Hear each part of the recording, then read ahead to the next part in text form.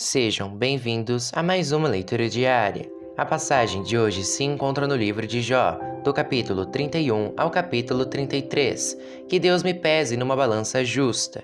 Eu jurei que os meus olhos nunca haveriam de cobiçar uma virgem. Se eu tivesse quebrado o juramento, que recompensa Deus me daria? E como é que lá dos céus o Todo-Poderoso me abençoaria? Pois Deus manda a infelicidade e a desgraça para aqueles que só fazem o mal. Deus sabe tudo o que eu faço. Ele vê cada passo que dou. Juro que não tenho sido falso e que nunca procurei enganar os outros. Que Deus me pese numa balança justa.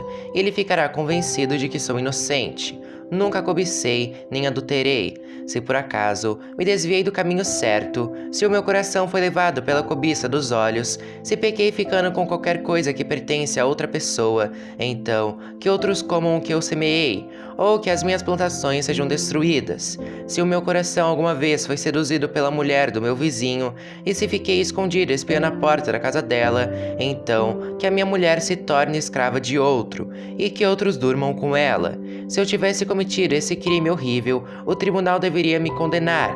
Esse pecado seria como um incêndio terrível, infernal, que destruiria tudo o que tenho. Sempre fui justo e caridoso. Quando o empregado ou empregada reclamava contra mim, eu resolvi o assunto com justiça.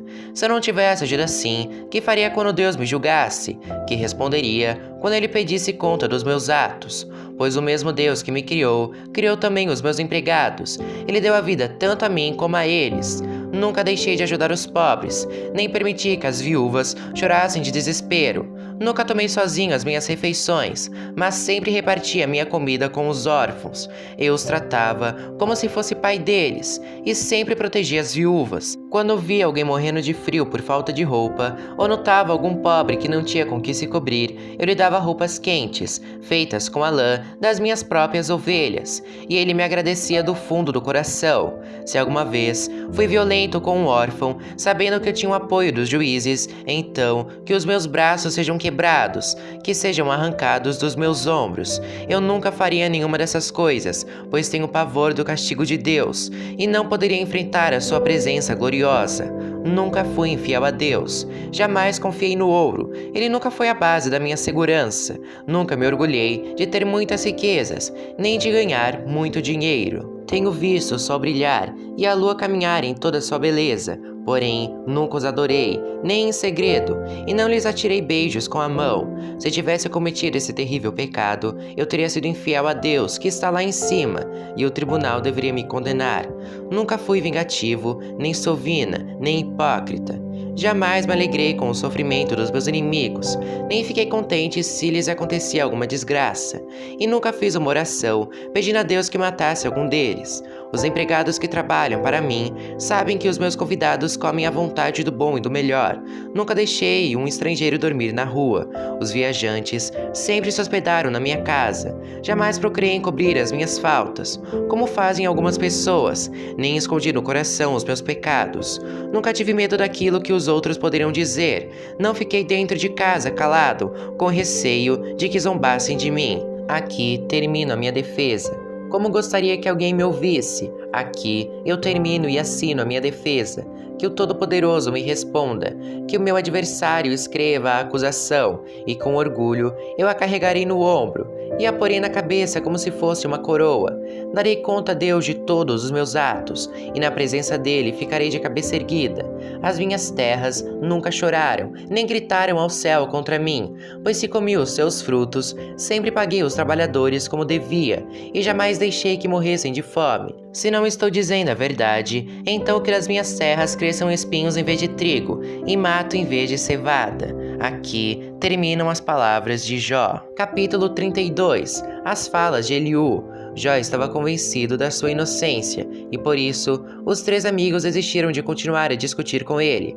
Acontece que ali estava um homem chamado Eliú, filho de Baraquel e descendente de Bus, do grupo de famílias de Rão. Eliú ficou muito zangado com Jó, porque este dizia que era inocente e que Deus era culpado. E também ficou zangado com os três amigos, porque eles não puderam responder a Jó, dando assim a ideia de que Deus estava errado.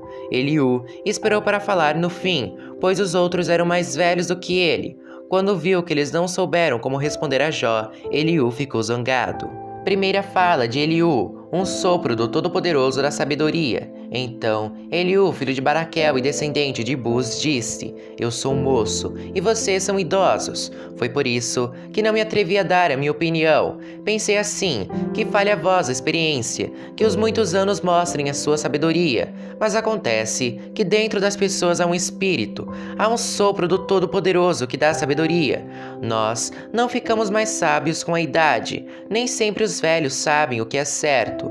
Portanto, escutem o que digo, pois eu também vou dar a minha opinião. É Deus que tem de dar resposta a Jó. Esperei que vocês falassem e escutei as suas razões. Enquanto vocês escolhiam as melhores palavras, eu prestava toda a atenção. Mas nenhum de vocês convenceu Jó, nem deu resposta às suas palavras. Como é que vocês podem dizer que descobriram a sabedoria? É Deus, e não o ser humano, quem terá de dar resposta a Jó. Eu nunca teria respondido como vocês, mas Jó estava falando com vocês e não comigo.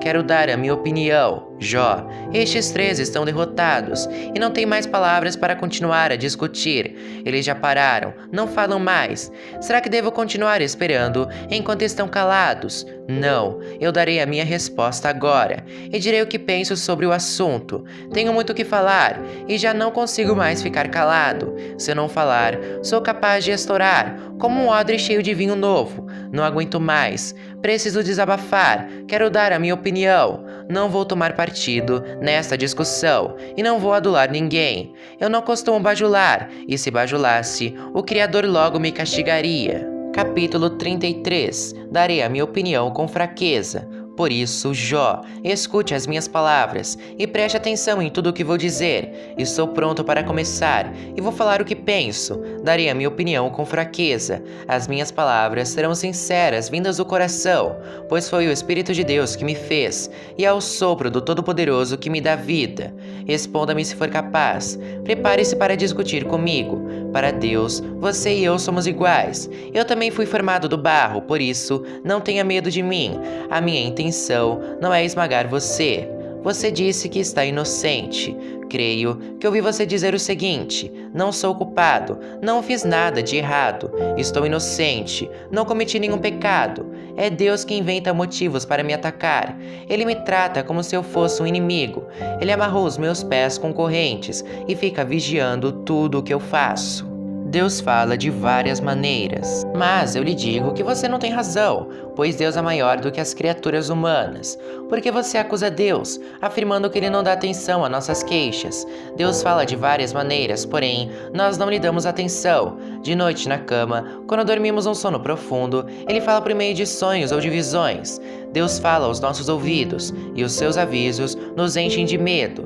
Ele fala com a gente para que deixemos de pecar, e para que não nos tornemos orgulhosos. Assim, ele nos livra da morte, e não deixa que nos joguem na sepultura. Deus o aceitará de novo. Outras vezes, Deus castiga com doenças, e com fortes dores que não passam. O doente perde o apetite e não quer nem ver as comidas mais gostosas. Ele emagrece e vai se acabando e no fim vira pele e osso.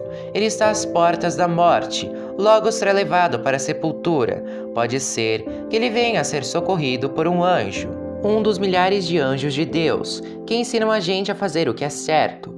O anjo terá pena dele e pedirá a Deus: solta-o, ele não deve descer ao mundo dos mortos. Aqui está o pagamento do seu resgate. Então ele terá saúde novamente, e o seu corpo será forte como era na juventude. Quando orar, Deus o atenderá. Ele o adorará com alegria, e Deus o aceitará de novo como homem direito.